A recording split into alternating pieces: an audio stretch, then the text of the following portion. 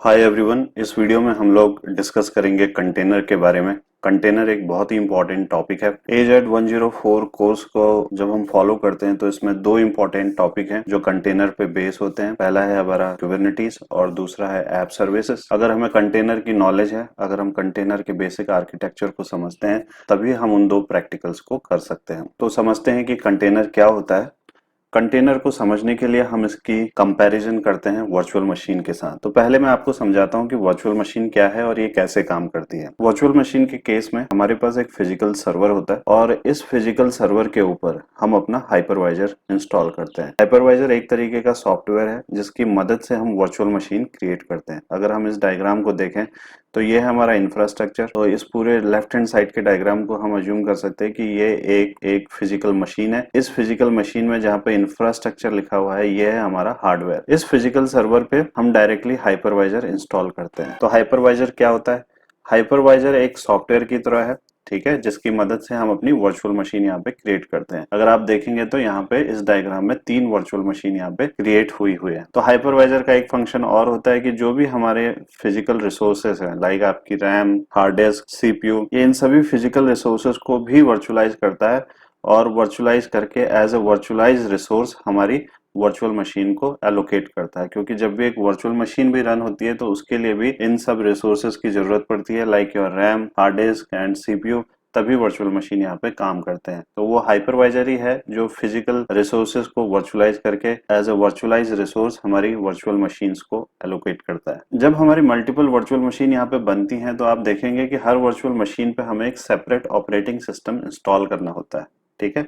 आप चाहें तो ये ऑपरेटिंग सिस्टम सेम भी हो सकते हैं और आप चाहें तो एक वर्चुअल मशीन पे आप विंडोज इंस्टॉल कर लीजिए, दूसरी पे लिनक्स इंस्टॉल कर लीजिए। बेस्ड ऑन योर रिक्वायरमेंट आप ये डिसीजन ले सकते हैं। और जब आप एक वर्चुअल मशीन पे ऑपरेटिंग सिस्टम इंस्टॉल कर लेते हैं, उसके बाद आप उस पे एप्लीकेशन को रन करते हैं। तो जब ये टेक्नोलॉजी मार्केट में आई तो इसने एक बहुत बड़े लेवल पे पूरी इंडस्ट्री पे इम्पैक्ट डाला, इस पूरी वर्चुअलाइजेशन टेक्नोलॉजी ने। अगर हम ट्रेडिशनल आर्किटेक्चर की बात करें तो उसमें हमारे पास एक फिजिकल मशीन होती थी और फिजिकल मशीन पे हम एक ही ऑपरेटिंग सिस्टम इंस्टॉल करते थे, फिर हम उस पे जाके एक एप्लीकेशन इंस्टॉल कर देते थे। लेकिन जैसे जैसे समय बीता, जो हार्डवेयर की जो कैपेबिलिटी थी वो काफी इंप्रूव हो गई। यानी जो भी आपके रैम, हार्ड डिस्क और सीपीयू, ये कंपैरेटिवली सस्ते हुए और इनकी कैपेबिलिटी भी बहुत ज्यादा इनहेंस हो गई।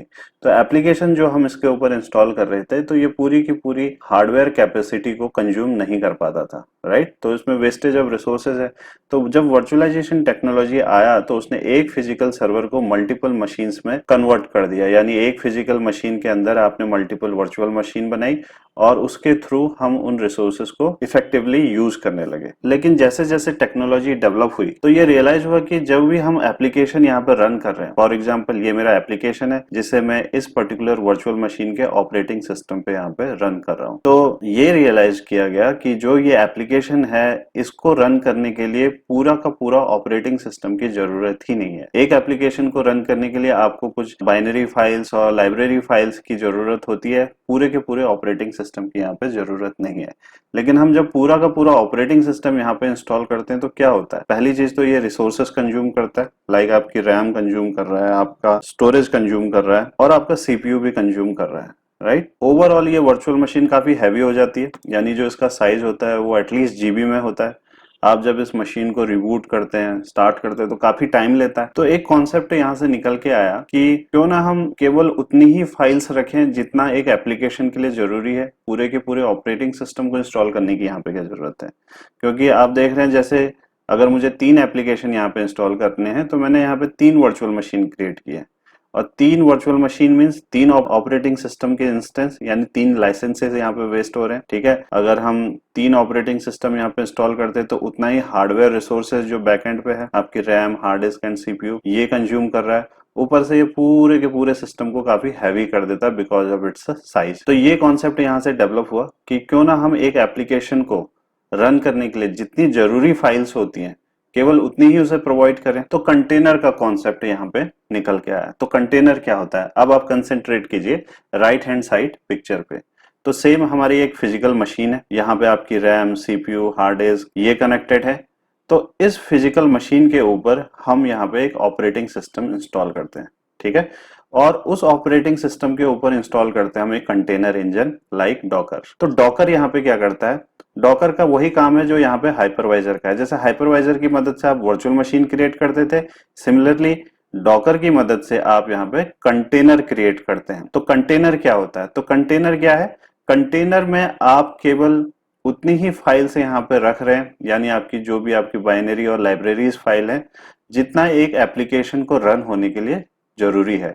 तो इससे क्या होता है, इसका ओवरऑल जो साइज होता है वो बहुत कम हो जाता है। यानी अगर आप कंपेयर करें, वर्चुअल मशीन का साइज होता है आपका जीबी में और कंटेनर का साइज होता है हमारा एमबी में। तो इसकी जो फंक्शनिंग है बहुत लाइट हो जाती है इसके कारण, क्योंकि जो इसका वेट है काफी लाइट है। आप इसको रिबूट करते हैं तो बहुत मिली सेकेंड में ऑलमोस्ट ये रिबूट हो जाता है। इसकी मेंटेनेंस बहुत इजी है कंपेयर टू वर्चुअल मशीन, और आप ज्यादा नंबर ऑफ कंटेनर्स क्रिएट कर सकते हैं एक सिस्टम के अंदर, ठीक है, कंपेयर टू वर्चुअल मशीन। तो हम अगर कंपेयर करें वर्चुअल मशीन को कंटेनर के साथ, तो यहाँ पे आपको मल्टीपल ऑपरेटिंग सिस्टम्स की जरूरत है, क्योंकि आप मल्टीपल वर्चुअल मशीन यहाँ पे क्रिएट कर रहे हैं।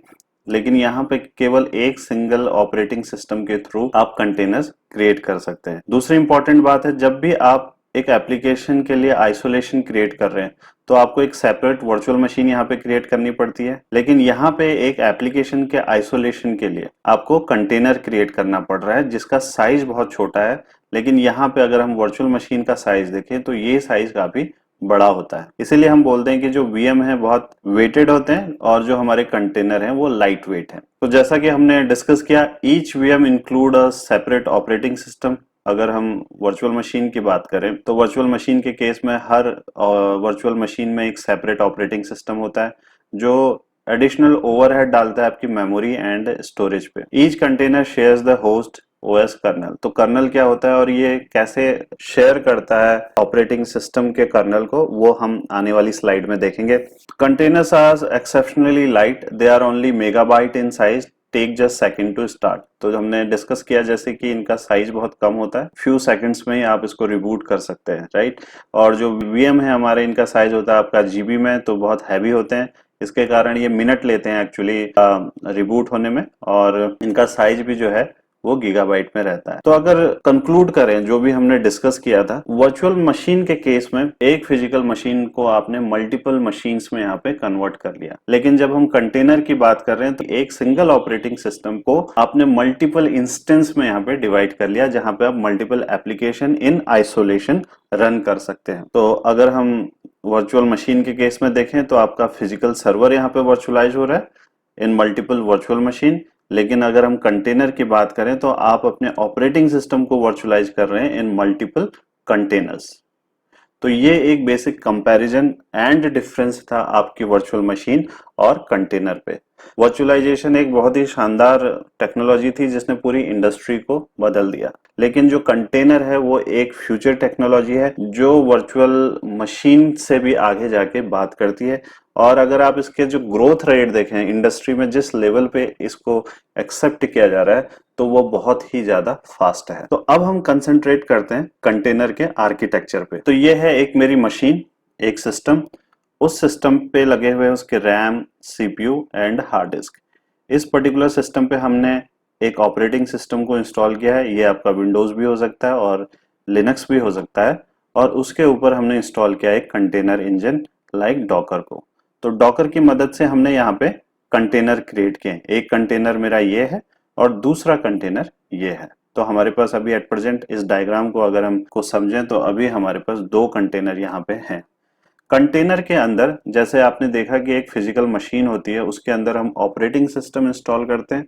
सिमिलरली हम कंटेनर के अंदर इंस्टॉल करते हैं इमेज को। तो इमेज क्या है? The image is comprise of system libraries, system tool and other platform setting a software program need to run. तो आपकी इमेज में होती है आपकी सिस्टम लाइब्रेरी, सिस्टम टूल और जो भी प्लेटफॉर्म सेटिंग्स हैं। तो हमारी जो ये इमेज है, इस इमेज में वो सारी इंपॉर्टेंट फाइल्स हैं, लाइक आपकी लाइब्रेरी फाइल्स हैं, आपके टूल्स हैं, जो इस पर्टिकुलर एप्लीकेशन को, जो इस इमेज के ऊपर हमने इंस्टॉल किया है, उसको एग्जीक्यूट करने के लिए चाहिए। इमेज का एक दूसरा काम ये भी है कि इस पूरे कंटेनर को एक इंडिपेंडेंट प्रोसेस की तरह ऑपरेटिंग सिस्टम पे यहाँ पे रन करे। इसका क्या मतलब है? तो जब भी आप अपने कंप्यूटर के टास्क मैनेजर पे जाते हैं तो आप देखते हैं कि वहां पे मल्टीपल प्रोसेस आपके चल रहे होते हैं। अगर आप एक प्रोसेस को ध्यान से देखें तो उस प्रोसेस के साथ साथ उसकी रैम यूटिलाइजेशन, उसकी hard disk utilization, hard disk input output rate, ये सब कुछ वहां पे मेंशन होता है। जो इमेज होती है, इमेज का एक इंपॉर्टेंट फंक्शन ये भी है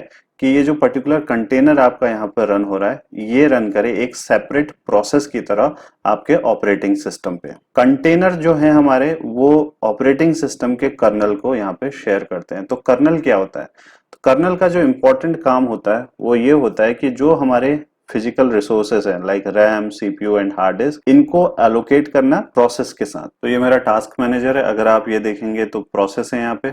अगर आपने गूगल लॉन्च किया है तो ये गूगल यहाँ पे लिस्टेड है, और साथ ही साथ वो कितना सीपीयू, कितनी मेमोरी, कितना डिस्क, नेटवर्क, जो कुछ भी हमारे फिजिकल रिसोर्सेज हैं उसे कितना यूटिलाइज कर रहा है, ये यहाँ पे शो कर रहा है। बेसिकली इस पर्टिकुलर क्रोम को सक्सेसफुली रन होने के लिए जो भी रिसोर्सेज चाहिए, फिजिकल रिसोर्सेज, वो प्रोवाइड करता है आपका कर्नल। तो यानी हर प्रोसेस को कर्नल रिसोर्सेज एलोकेट कर रहा है। अगर हम कंटेनर के रेस्पेक्ट में इस कॉन्सेप्ट को समझें तो वो कंटेनर के अंदर हमारी इमेज होती है। इमेज की मदद से जो कंटेनर हमारा रन हो रहा है वो एक सेपरेट प्रोसेस की तरह यहाँ पे रन होता है। ठीक है, आपके लोकल कंप्यूटर पे जहाँ पे आपका कंटेनर क्रिएट हुआ है। और कर्नल उस प्रोसेस को हार्डवेयर रिसोर्सेज एलोकेट करता है। यानी जब मैं एक कंटेनर क्रिएट करूंगा और उसको एग्जीक्यूट करूंगा, ठीक है, इस पर्टिकुलर ऑपरेटिंग सिस्टम में, तो हमें यहाँ पे एक प्रोसेस दिखेगा और उस प्रोसेस पे वो कंटेनर कितना रिसोर्सेज यहाँ पे यूटिलाइज कर रहा है वो भी यहाँ पे दिखेगा। जो भी रिसोर्सेज एलोकेट हुए हैं वो एलोकेट करता है आपका कर्नल।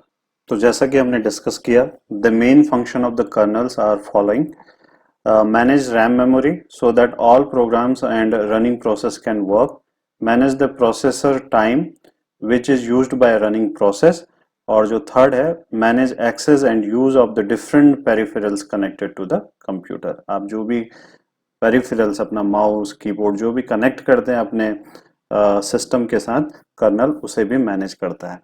तो ये था एक ओवरव्यू कंटेनर के बारे में। आने वाली वीडियो में हम डिस्कस करेंगे कि कंटेनर को कैसे क्रिएट करते हैं प्रैक्टिकली हमारे लैब में। तो मैं Windows as well as Linux operating system पे आपको कंटेनर को क्रिएट करके दिखाऊंगा हमारी नेक्स्ट वीडियो पे। तो मिलते हैं अगली वीडियो में। Thank you.